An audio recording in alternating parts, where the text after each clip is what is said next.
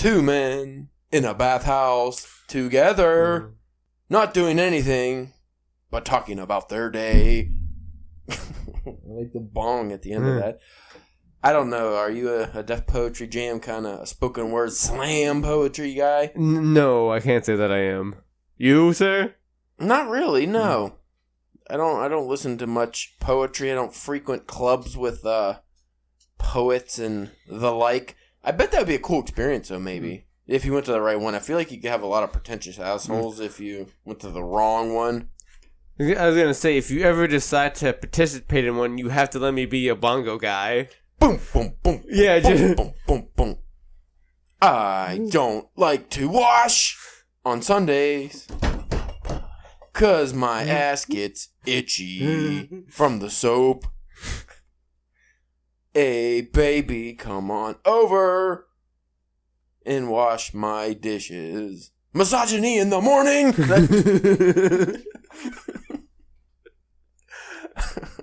See, I feel like though I've seen worse. Like, because I've seen them, like the slam poetry on YouTube before, and some of them were really bad. Now, I asked you this because you're more versed in the world of poetry than I am. Is there any like humor poetry?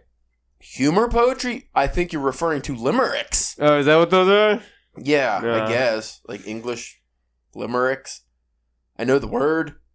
I know when I was a kid, I had a funny poetry book, and one of the poems in it was called "My Green Weenie." It was.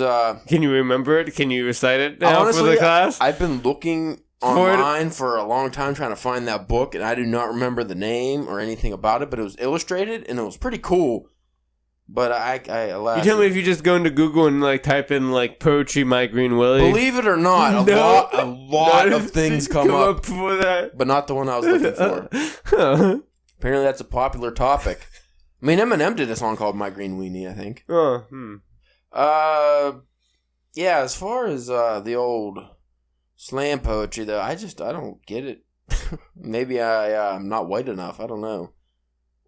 Don't you have to be like super woke now to do slam poetry? Oh, I have no idea. Like you have to go up there. See, I figured doing like, if you were white doing slam poetry or like, you know, that kind of stuff, you'd be culture appropriating like somebody, you know what I mean? I don't know. I figured you'd be taking that from somebody else and you couldn't do that anymore because of your color. Yeah, but didn't like slam poetry and like poetry reading really take off with the beatniks of the 60s? The like Jack Kerouac's group. Well, what were they called? They were called beatniks. I mean, they were beatniks, but that's not what they went by. They were I've drank too many gigantic beers. I can't think of it.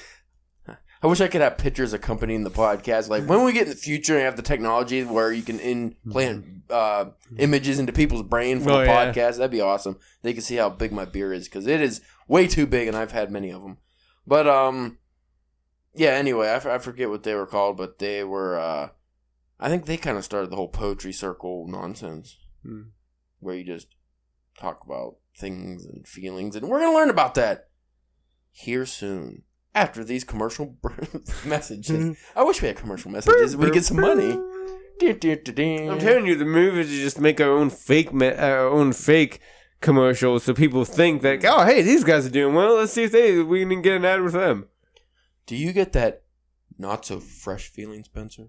All the time. Does it itch? Yes. And burn when you pee? Woo.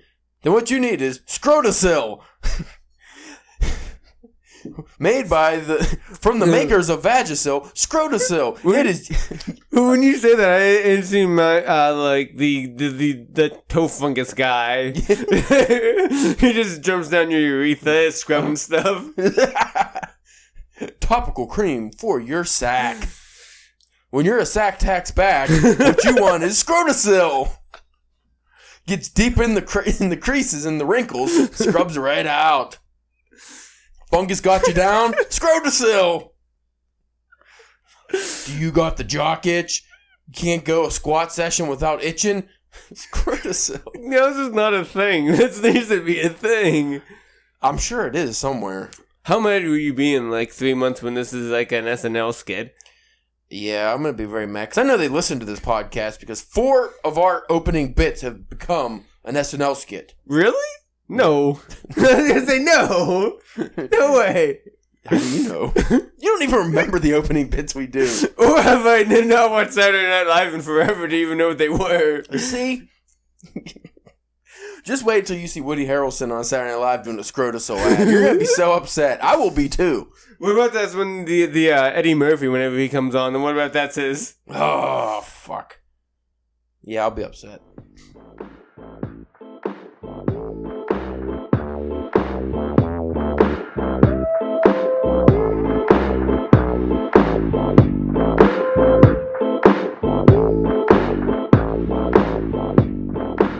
Hey there, cool cats.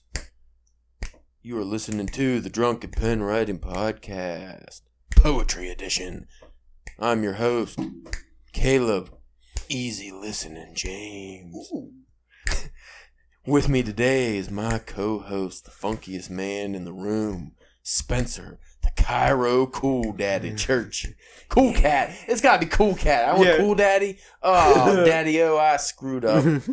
And that shows how cool we are. The Cairo Cool Cat. That would have been all right. Yeah. That would have been all right. But now you're Cool Daddy, so I can't take it back. Because I was thinking of Stephen King, Dr. Sleep, Crow Daddy. Yeah. Fucking up because I'm thinking about the movie. Yeah. Drinking way too much shitty Heineken. It's a bad time. But you know what, you guys? We should talk like this the whole episode. I'm not actually snapping on purpose. I'm just having an episode. No. You just developed a new tick. Today's episode is about poetry, though. And you know what it's about, Spencer? Do you want to know? Poetry? Yes. But more specifically, how to write poetry. Because we go on and on about how you have never written poetry that I know of. Yeah. Besides your fucking humorous limericks. Yeah. No. No. And I've written poetry, but I just can't get into it, man. You know, it just, maybe if the mood strikes me and I get a little whimsical, but I never remember actually learning the rules of how to write poetry. I just kind of think, it rhymes, that works. Yeah. And apparently that's not how you do it anymore. Modern poetry, that I bitch about all the time, doesn't usually not rhyme, and it's just about something or other. So we're going to find out. What makes poetry? And I believe this article that I found is from Seton Hill. What is that? It just says Tun Hill. It's the EDU, so it's got to be a school, but it does not give a name. I'm going to go ahead and... Because I heard of Seton Hall. It can't be Seton Hill. What the fuck, Spencer? I don't know, man. Put. Hold on, let me click on stuff. It is Seton Hill. Where the fuck is Seton Hill at? Well, whatever. It's setonhill.edu, so whatever school that is. They have a poetry writing hacks, 10 tips on how to write a poem. I will link this in the description so you can better peruse, because by the time me and Spencer get to some of these finer points, we're probably going to be drunk, so. Which isn't really different from any other episode, I guess. Except for we're not going to be all hide up on crack. Yeah. I wish crack was still popular. I'd rather crackheads run around because they at least did shit like clean your windshield than these fucking heroin addicts that just pass out all the time.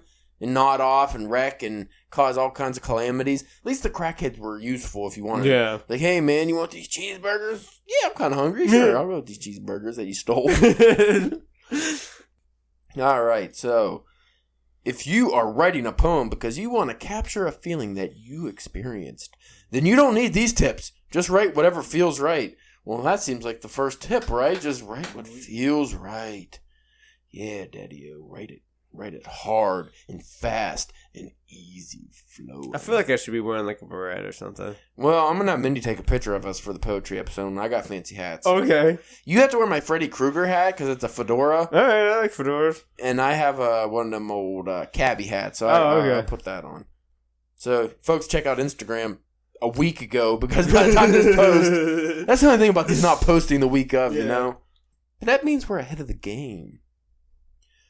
Only you experience the feeling that you want to express, so only you will know whether your poem succeeds. If, however, your goal is to communicate with the reader, drawing on the established conventions of a literary genre, conventions that will be familiar to the experienced reader, to generate an emotional response in your reader, then simply writing what feels right to you won't be enough. Well, damn. That's a statement. Yeah, it is. It seems like a statement to me because I've been drinking, so maybe it's not. But these tips will help you make an important transition away from writing poetry to celebrate, commemorate, or capture your own feelings, in which case you, the poet, are the center of the poem's universe, towards writing poetry in order to generate feelings in your reader, in which case the poem exists entirely to serve the reader. I am already done with poetry.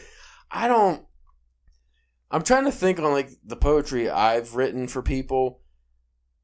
I think I usually have the reader in mind. It's not necessarily writing poetry for me, but when I started writing poetry when I was younger, which is when I took it more seriously, because I feel like a lot of writers kind of start with poetry. It was more for me. It wasn't even necessarily for people to read, but when you get older and more established, it's kind of for the reader, right? Yeah. So I guess there's different rules to the game. Tip number 1, know your goal, which also goes with writing in general, I would say. If you don't know where you're going, how can you get there? You need to know what you are trying to accomplish before you begin any project. Writing a poem is no exception. Before you begin, ask yourself what you want your poem to do. Do you want your poem to explore a personal experience, protest a social injustice, describe the beauty of nature, or play with language in a certain way? Once you know the goal of your poem, you can conform your writing to that goal. Take each main element in your poem and make it serve the main purpose of the poem. I've definitely written nature poetry, and a lot of the poetry of like Lord Byron and certain things like that were about nature. And then, obviously I'm a big Edgar Allan Poe fan. That's where like my main poetry influences came from growing up. So he writes actually a lot about like, Annabelle Lee, which is a woman, or The Raven, which is actually a story. So that would be more of a... See, that's not even on this list because they have, play with the language, which is what I feel a lot of modern poetry is just kind of playing with the language and just trying to get things to flow a certain way. And I can't, to take from our British friends, I can't be arsed with that. I don't give a hoot. And then like the social injustices, I'm not about... Then again, like Maya Angelou's Why the Caged Bird Sings. That's one of my favorite poems of all time, so I if it's like that, okay. I guess it just depends on the skill of the poet and what they're trying to convey. But there's maybe I just like horror poetry. Yeah. Have you read any Edgar Allan Poe poetry besides like The Raven? No, I don't know. Well, we gotta fucking get on it, man. I should have had you read a bunch of poetry before this. Yeah, you probably should have. I've been getting into Dylan Thomas collection, and I'm like halfway through it, and it's kind of hard because he's Welsh, so there's a lot of Welshness in his poetry that it kind of falls on like deaf ears, I guess. I don't really understand some of it, but even like some of Poe's stuff, I didn't understand what was happening exactly. Now, do you think that has just more to do with like the dated language? Yeah, and stuff like that. With Poe, yes, Dylan Thomas was from the 50s. Maybe he died in the 50s, but either way, he was more modern. So I should probably better understand his work. But I don't know. Again, he did like a lot of nature stuff too, and kind of stuff with like dying and things like that. So it's hard to say. Tip number 2, avoid cliches. Again, kind of going with normal fiction writing. Yeah. Stephen McNaught. Stephen McNaught. Minot. I wonder how big his ass is. Not Minaj. Stephen Minaj. My anaconda don't want... No. I fucking hated that she stole that song. It made me so mad. Stephen Minot defines a cliche as a metaphor or simile that has become so familiar from overuse that the vehicle no longer contributes any meaning whatever to the tenor. It provides neither the vividness of a fresh metaphor nor the strength of a single unmodified word. The word is also used to describe overused but non-metaphorical expressions such as tried and true and each and every. 3 genres, I don't know. Cliche also describes other overused literary elements. Mouth is dry. You should have some more of your big beer. That's what's making it dry. Fucking Heineken. You just drink more. Drink more. Just keep chugging it. I got a whole keg of it. I just keep drinking the keg. Cliché also describes other overused literary elements. Familiar plot patterns and stock characters are clichés on a big scale. Clichés can be overused themes, character types, or plots. For example, the Lone Ranger cowboy is a cliché because it has been used so many times that people no longer find it original. A work full of clichés is like a plate of old food. Unappetizing. I feel like these young kids, though, might not know the clichés. Yeah. Because they don't read, because they are all about that social media. And I don't know how it plays with, like, poetry, but, like, at least in, like, normal fiction, like, the cliche is, like, that's, like, a fun thing or a challenge to try to, do it, but do it in in a different and interesting way. But I don't know how that works in poetry, Yeah. I don't think that, I think it'd be harder to do. Clichés work against original communication. People value creative talent. They want to see work that rises above the norm. When they see a work without clichés, they know the writer has worked his or her tail off, doing whatever it takes to be original. When they see a work full to the brim with clichés, they feel that the writer is not showing them anything above the ordinary. In case you hadn't noticed, this paragraph is chock full of clichés. I'll bet you were bored to tears. I'm drunk, so I didn't notice. Clichés dull meaning because cliched writing sounds so familiar. But, all right, we get it. Don't fucking write clichés. And you're, like what exactly would you consider cliche writing in poetry, though? I guess maybe using imagery that's been used fucking 1,000 times, like cascading waterfalls and shit. Yeah. But I don't know. That's something I would have to research. But I think if it was a cliche at this point, you would kind of know. I mean, if you when you're writing poetry specifically, if you've heard it before, you probably wouldn't put it in your poem, right? You would think, unless it was done purposeful, like you're trying to, pay homage to whoever originally. Like I said, like a Lord Byron or something. Maybe you're trying to pay homage to Lord Byron, so you would throw a specific thing he used in one of his poems that was famous or something. But as far as, like, just cliches, I feel like, I mean, in normal writing, I get it, like, fiction writing, because there's just a lot of sayings people use. Or, he hit you like a ton of bricks or something. That's kind of dead. But, again, I feel like the readers ignore that. I mean, unless you're, like, all your writing's full of that shit. But for the most part, I feel like the readers, if it's just every once in a while you throw in, hit like a Mack truck, you're probably not going to, you're just, okay, you hit hard. You just go on. You don't really dwell on that. So I don't know how in poetry, I think in poetry that would, it would stick out more. So most poets probably would avoid that. Well, then too, because you figure in poetry you have less real estate, like, you know what I mean, in a book or a short story. Yeah, there's a lot of fucking exposition, dialogue, and there's a lot of things you can use, and you might not even realize it. But poetry, like you said, it's very short, it's to the point, so it's kind of hard to use cliches, I would think. How to improve a cliche. I will take the cliche as busy as a bee and show how you can express the same idea without cliche. Again, who's putting fucking busy as a bee in a poem? Yeah, I don't know how that would fit in anywhere. I mean, I get what he's trying to say. Well, let's go on. Also, I don't know. Maybe it's a lady author. It didn't say who the author of this article was, so apologies to that person. Determine what the cliched phrase is trying to say. In this case, I can see that busy as a bee is a way to describe the state of being busy. Really? Who would have thunken? I feel like my fucking volume's not high. Tacos. We need fancy mics, Spencer. Huh? We need fancier mics. That's what it is. Oh, yeah.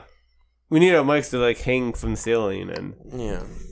Hanging low, sweet chariot. Soundproof these walls a little bit so they can't hear them scream. When I get my own fancy house that I own and not rent, maybe that'll be the case. What are you gonna do without a yard full of needles? I don't know. Yeah, when I don't live next to a dope clinic, I don't know. That'd be. I'll cross that bridge when I get to it. You're like, I can walk in my yard barefoot and not worry about catching any diseases. No hepatitis for Caleb. Look how fancy I am.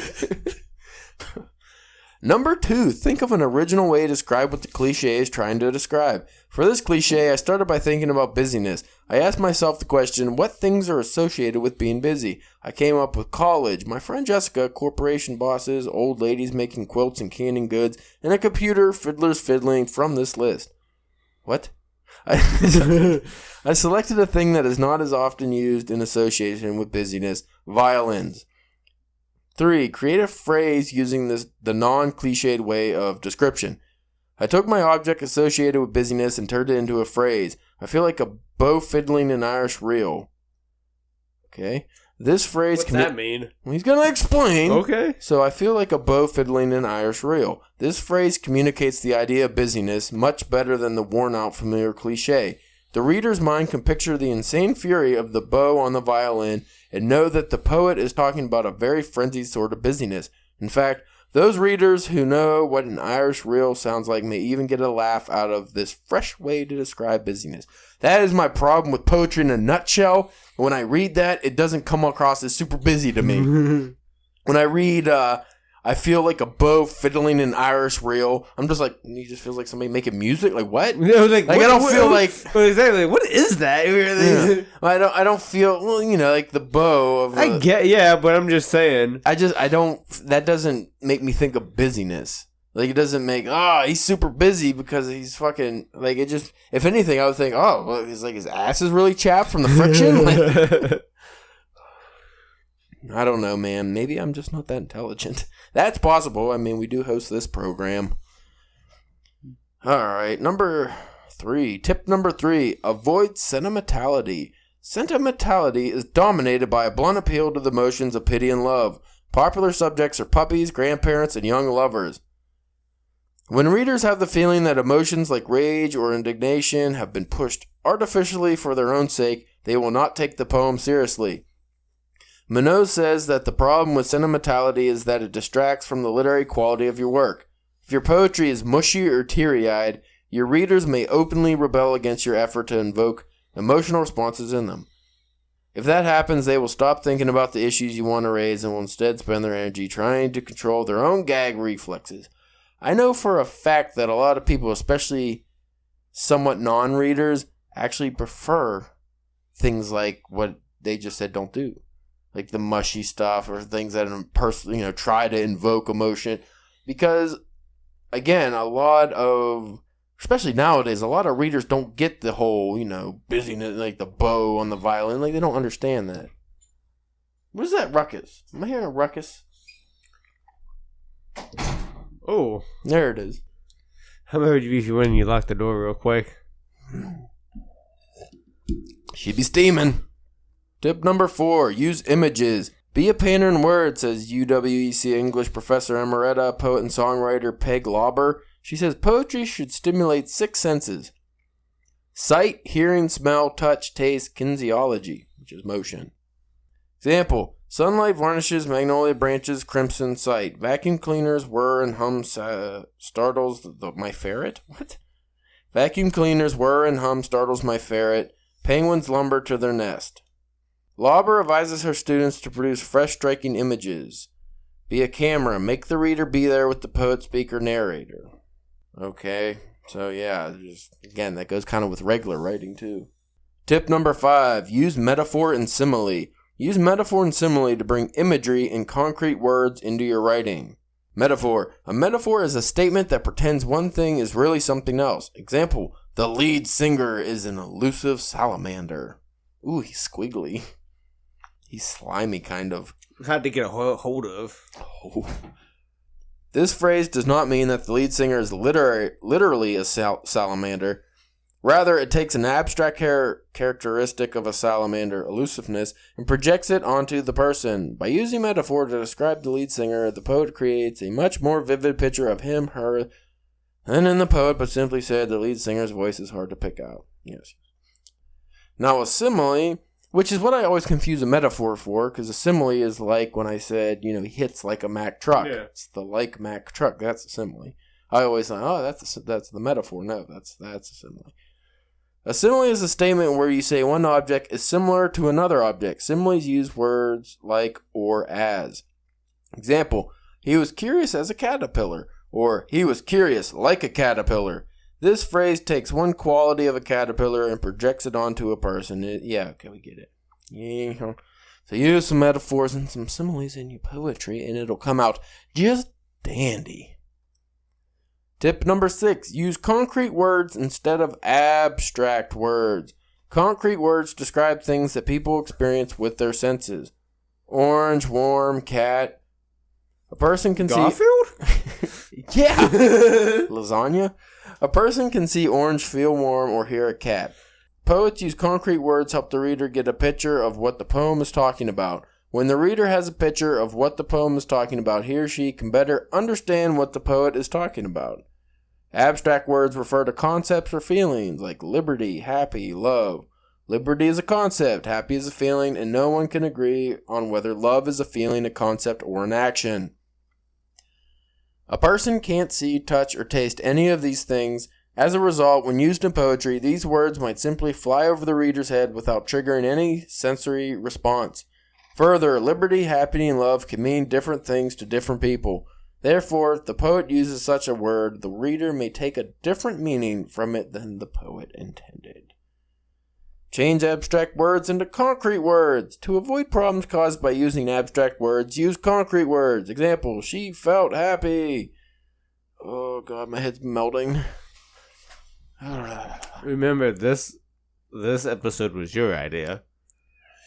This topic was you was like, hey, let's do that. I was like, hey, you know, man, what we have a lot of poets and want to be poets that follow us, Spencer.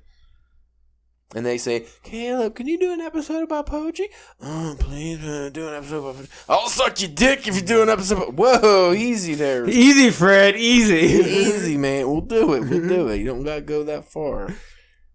I think he just like to do it. Yeah. It's fine. You don't got to threaten me with it, you know?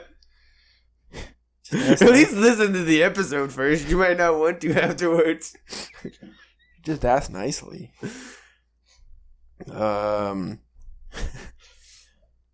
Anyway, example, she felt happy. This line uses the abstract word happy to improve this line. Change the abstract word to a concrete image. One way to achieve this is to think of an object or a scene that evokes feelings of happiness to represent the happy feelings.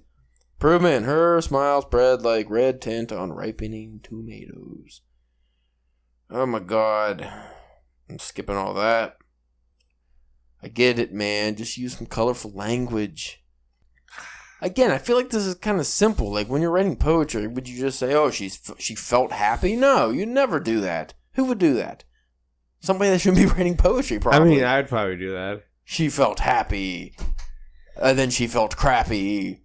And then she punched that guy named Scrappy. No, she felt happy. She felt crappy. She got laughy. The end. That's my poetry jam. You're welcome. Tip number 7, communicate theme. Poetry always has a theme. Theme is not just a topic, but an idea with an opinion. Topic, the Vietnam War. This is not a theme. It is only a subject. It is just an event. There are no ideas, opinions, or statements about life or wisdom contained in this sentence. Theme. History shows that despite our claims to be peace-loving, unfortunately, each person secretly dreams of gaining glory through conflict. This is a theme. It is not just an event, but a statement about an event. All right. I think that this also goes back to fiction writing because you need to be able to distinguish a theme from an event. A lot of things, similarities, and it seems, what a shocker. When it comes to any kind of writing, all the same basic rules apply. You need your topic and your themes. Oh boy. Tip number 8, subvert the ordinary. Poets strengthen the ability to see what other people see every day in a new way. You don't have to be special or a literary genius to write good poems. All you have to do is take an ordinary object, place, person, or idea and come up with a new perception of it. Example, people ride the bus every day. Boring. That is a boring thing to talk about. But if you use it right, it could be extraordinary. Let's find out. What about if it was a magic school bus? We're getting there. Oh, yeah. Poet interpretation. A poet looks at the people on the bus and imagines scenes from their lives. A poet sees a 60-year-old woman and imagines a grandmother who runs marathons. See, I would have said grandma who's a sex worker because I'm a deviant. Going to her next client. She don't know when to give up the business. She's already over the hill, but she still gets paid. I'm going to say, yeah, if you're getting paid for it, people, they still want it. She's not getting paid nearly as much as she once did, but she does get some money, and she's not even in about the money at this point. Yeah. It's just about wanting to feel needed and wanting to feel that somebody wants you. Maybe she's addicted to the lifestyle. Yeah, maybe she's just on drugs. Yeah. That's the inner poet of us, Spencer. Yeah. See, we got it. We know how to do it. Yeah. Or maybe she runs marathons, according to this dry bloke. Because that's exciting. Yeah. A poet sees a 2-year-old boy and imagines him painting with a ruby nail polish on the toilet seat and his mother struggling to not respond in anger. That's gross. You can't use it. You have to throw away the nail polish because it's been on the toilet seat. Or do you throw away the kid? Yeah. Wait, no, you can't throw away the kid. Can you? I mean, some people do. I mean, isn't that why they have fire stations? They just drop them off. They recycle them, let somebody else have them. Oh, gosh. That took a dark twist, but yeah, that's true. Anyway, take the ordinary and turn it on its head. I think we did a good job of that. Yeah. I think that's where we would shine. Yeah. Is taking the ordinary and turning it into... I mean, yeah, if a grandmother, prostitute, and an orphan. I mean, if anybody's read any of our work, I think that's something we do. But now you just got to do it in poetry form. Tip number 9, rhyme with extreme caution. Oh, shit, son. We're about to learn something now. So I wonder how if Buster Rhymes, what his poetry would be like. Would he break your motherfucking neck? Rhyme and meter. The pattern of stressed and unstressed words can be dangerous if used the wrong way. Remember sing-song nursery rhymes? If you choose a rhyme scheme that makes your poem sound sing-song, it will distract from the quality of your poem. Will it now? Because I believe some of the Dylan Thomas poetry I listened to on YouTube was kind of a sing-song poet, and I was like, oh, because when you read it, I'm like, I don't understand this, like why it's so great. But then when you listen to it, you're like, oh, there's a melody that, like, this is supposed to be... It's like kind of just reading the lyrics to the song. Yeah. You're like, okay, like, I get it, but then once you hear it, it's completely different. I think that's the problem with some of modern poetry, is it doesn't have any kind of rhythm to it. I could be completely wrong, but that's just the way I feel. I recommend that beginning poets stick to free verse. It is hard enough to compose a poem without dealing with the intricacies of rhyme and meter. If you feel ready to create a rhyme... See... I feel like it would be easier to start off writing poetry with the kind of a rhyme scheme in place, like maybe listen to some like Bob Dylan or something, and like think of specific ways to rhyme, because I feel like that would get you in a flow better. Yeah, I mean, especially for to just trying out to wet your feet a little bit, you kind of have that little bit of a crutch to kind of... ease you along until you can maybe become better at it. And we'll have to use that. After all, isn't like most poetry, like popular poetry, is kind of... It almost makes you think of like music, right? Like when I think of, like when I think of a lot of music, that is poetry. That's what I would gravitate towards. That's what a lot of musicians say, that they are poets. Yeah. I mean, that's what they say, but... Yeah. Lady Gaga and... others that are famous. At least they're not lyrical wordsmiths. There's a few lyrical wordsmiths I know, but not many. Mm-hmm. And the ones that are lyrical wordsmiths, I never know what they're talking about. Tip number 10. Revise. I read that because that's a very boring process. I read it like that. I could have upbeat. Revise. The first completed draft of your poem is only the beginning. Poets often go through several drafts of a poem before considering the work done. That is true. I do that as well with my poetry. I feel like even though that it's shorter, that it almost would take just as long as it would maybe take to write like a short story.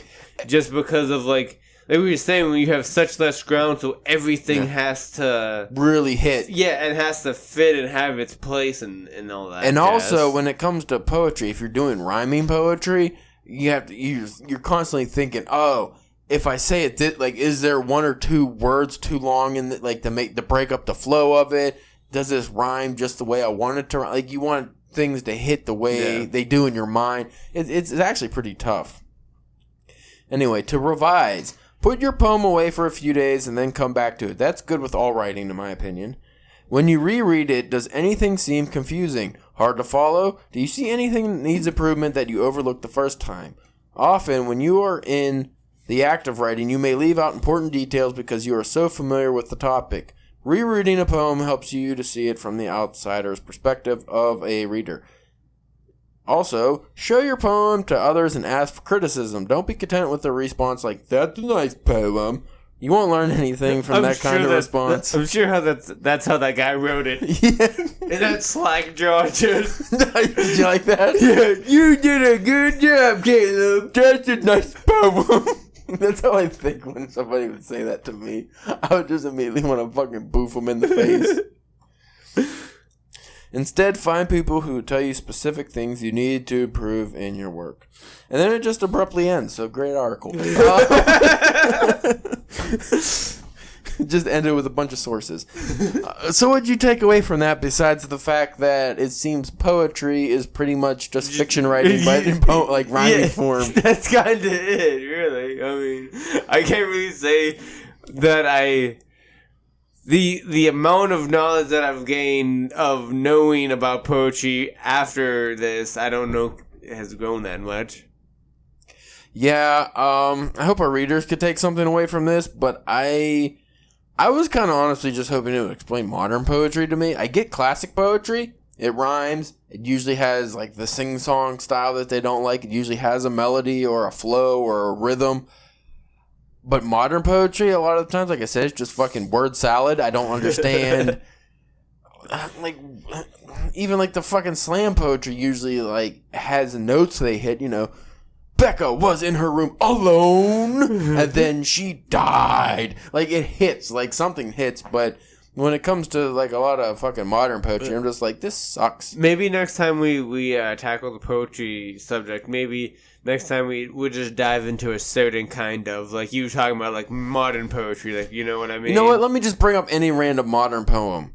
And then, like, you know, later down the line, we can talk about, like, you know, the old kind of poems and, you know, your horror poems that you like so much. And yeah, those... Because we're going to need episode ideas down the line, so I'm sure we're going to breach this topic more than once. Yeah, we probably should. What is this? Maybe when we actually learn something. So, like, 15 years from now. Yes. Okay, here is a popular modern poem, Spencer. The number one I just picked on a random list. It's called The Buttons Down Life as a hashtag. The button down life. I can't live the button down life like you. I want it all. The terrifying lows, the dizzying high, I already fucked it up. I can't fuck it up. I have to read it properly or we won't understand what it's about. I can't live the button down life like you. I want it all. The terrifying lows, the dizzying highs, the creamy middles. Sure, I might offend a few of the blue noses with my cocky stride and musky odors. Oh no. Oh, I'll never be the darling of the so-called city fathers who cluck their tongues, stroke their beards, and talk about what's to be done with this Homer Simpson. The end. What? That's the end? See, that's why I don't like modern poetry. I understand. I do. I get what it was saying. Yeah. I get it about, you know, you don't want to live the button-down life. Well, come on. That was stupid. And like, the beginning of it, I was kind of like, okay, like, I get it. And then, you know, the must and the stuff, like, okay. And then just like, what about Homer Simpson now? Here, maybe this one will be a little better. What Rome is about. What Rome is about. Why should Caesar get to stomp her? Was that fucking... Yeah, that's Gretchen Wieners from Mean Girls. This is bogus. I'm reading a bogus article. Fucking Gretchen Wieners from goddamn... It wasn't Gretchen Wieners. It was somebody made a poem from that stupid thing about her... Have you ever seen Mean Girls? I was like forever fucking. She makes a tirade about Caesar, and she's using some kind of metaphor that Caesar is the main Rachel McAdams chick. It's stupid. Hold on, we got to find some legit modern poetry that makes me furious. That's how we're gonna end the episode. So any. Why don't you read a custom-made poem on the spot right now that's just in your head, Spencer? No. Okay. No. Here, I'll give you a topic that you freestyle rap about. Weeds. Weeds that grow in the dirt, Spencer. Okay. All right, here's one by Louise Alexandra Erskines. It's very short. The sea, the sky, the way my heart feels. When you are near, there are some things too beautiful to be destroyed with understanding. How do you feel, Spencer? Confused? Disoriented?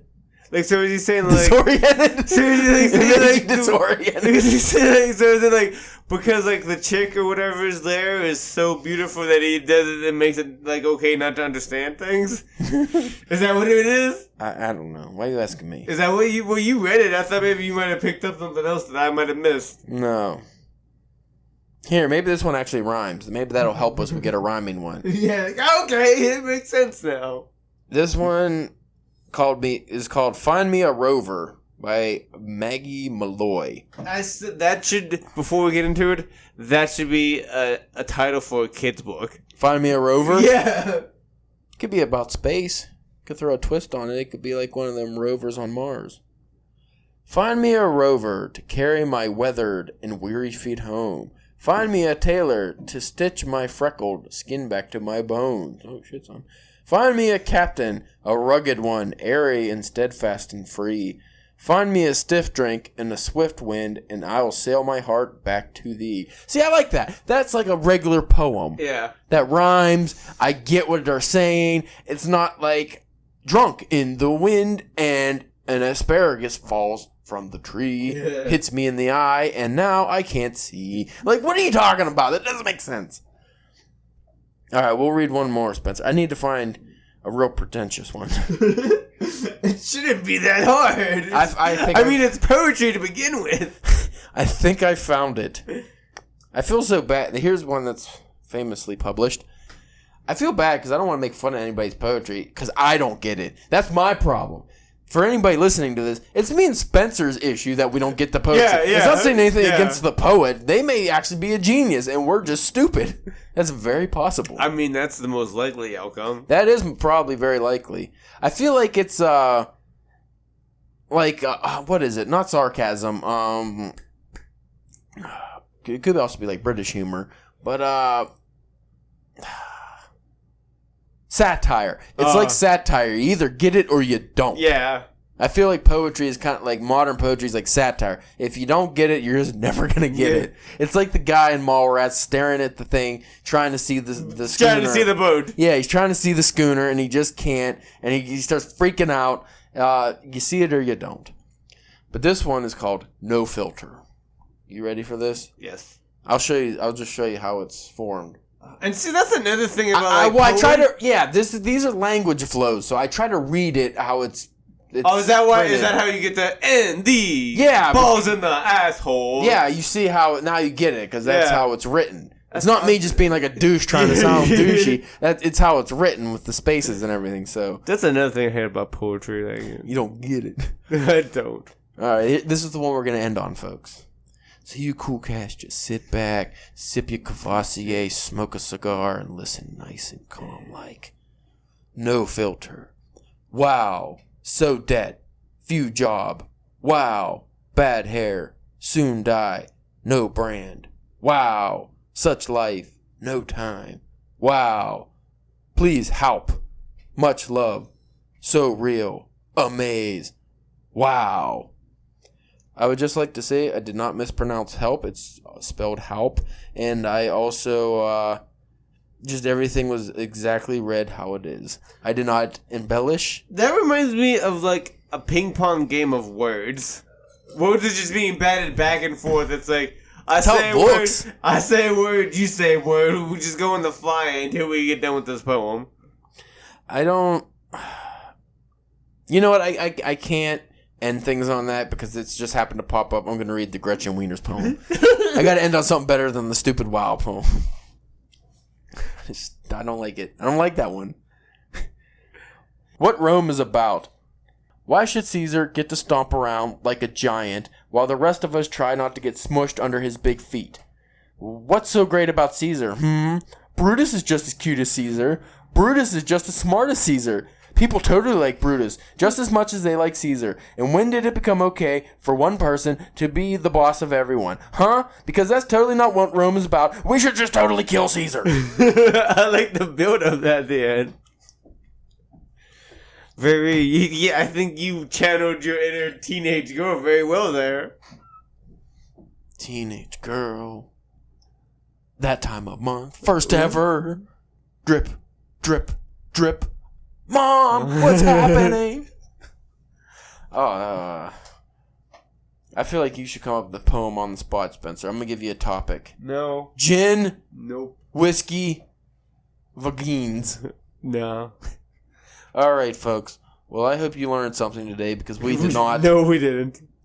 I learned that I still don't. Do you like poetry? Not a big poetry fan. Not modern poetry. Wow. When you just use the word "wow" as your break point, I don't like it. I always get like, I hate whenever like, you ever like read an author's like short story collection and they throw like a poem in there, and you're just like, ah. I read a lot of classic fiction that throws in fucking poems from like Shakespeare time or like 1400s Japan. Does not translate well. Don't understand what you're saying, man. Surprisingly. Anyway, if you want to drop us a line and tell us how bad we did, you can hit us up at drunkenpenwriting.com, at drunkenpenwriting on Twitter, and drunkenpenwriting on Facebook and Instagram. And Instagram is where it's at, but we don't really keep up with it. We're trying, but what the fuck can you take pictures of? We're working on it. It's new. I think we've been doing good so far. I guess. If you say so. Thanks, man. That means a lot to me. Been doing better than if I would have done it. Just be pictures of fucking... probably just be comic books. It would be nothing. It would be Spider-Man. Yeah, it probably would just be nothing. Anyway, cool cats and daddy-os and lady-os and whatever words you drive turkeys come up with. This was a groovy episode, and we hope you dug it. Check us out for the next one where we talk about gangrene toes. We'll talk about this next episode, but I was listening to an explorer, I was reading about a Dutch explorer who had to dig his way out of an avalanche with his own frozen feces. So stick around for the next episode if you want to hear that story. Goodbye!